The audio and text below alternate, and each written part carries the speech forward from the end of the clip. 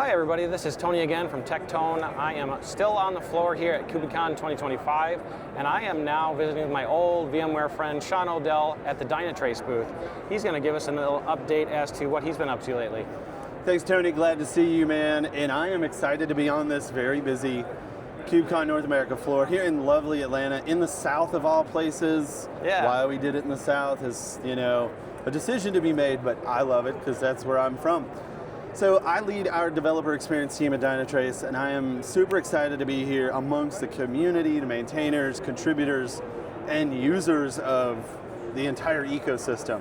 At Dynatrace, I am focused on developer experience. Okay. However, I want to be careful how we look at that, because developers leverage infrastructure, whether it is obviously public cloud, cloud native, virtual machines, right? An application is still an application. And at Dynatrace, we're a full stack observability platform. We bring all the telemetry data, the logs, the metrics, the traces, plus infrastructure, that is virtual machines, that's cloud, whatever it may be. So you ingest everything? Everything. Plus, because I love to focus on the developer, we bring in code level analysis. So we'll look at Java apps, we'll look at your Node.js code today, and our job is to tell you where the problem is, right? There's so much data, so much information, we bring it all together and tell you where the issue is, and that's a little bit about Dynatrace. Awesome.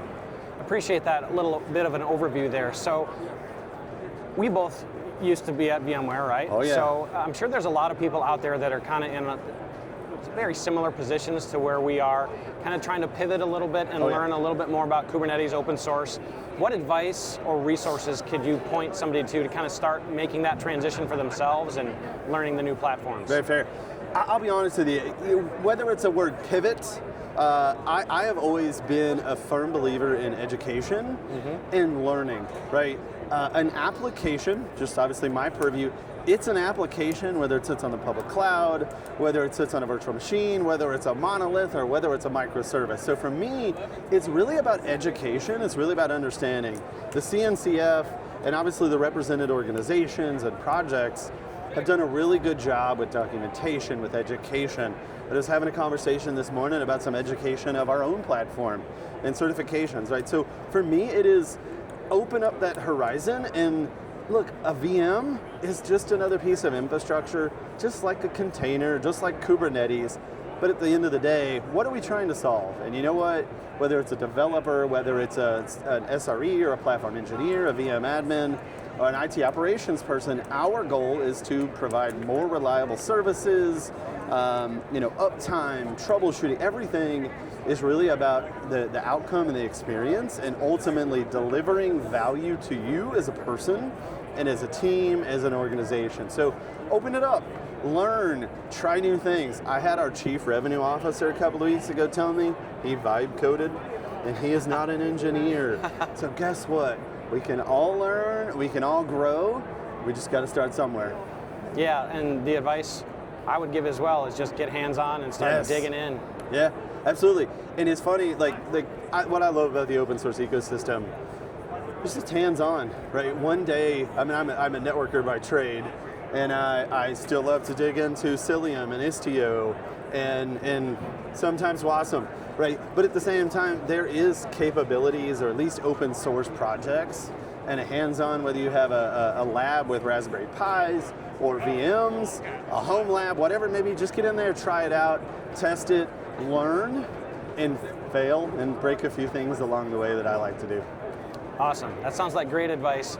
Thanks, Sean, for that little bit of an insight. And we're always ending these little snippets with quirky little questions for our guests that you guys can't guess what the question's going to be, right? Uh-oh.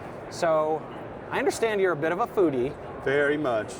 So, and this is not going to be based on our current location in Atlanta, but back home, you're from Texas. Yep. Clue in by the hat here. What is your favorite restaurant back home? My backyard.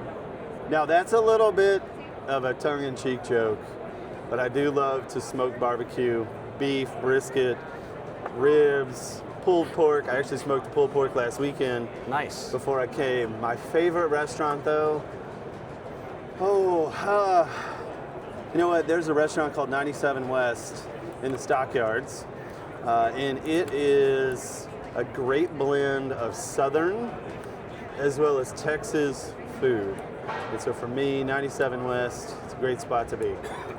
Awesome. Well, I'm sure if Tim Davis gets to see this video, he's going to be disappointed you didn't say Pluckers. So shout out to Tim Davis.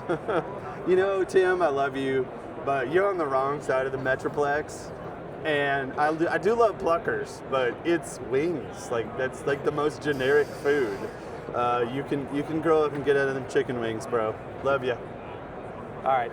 Thanks, Sean. Thanks, Tony. Appreciate you.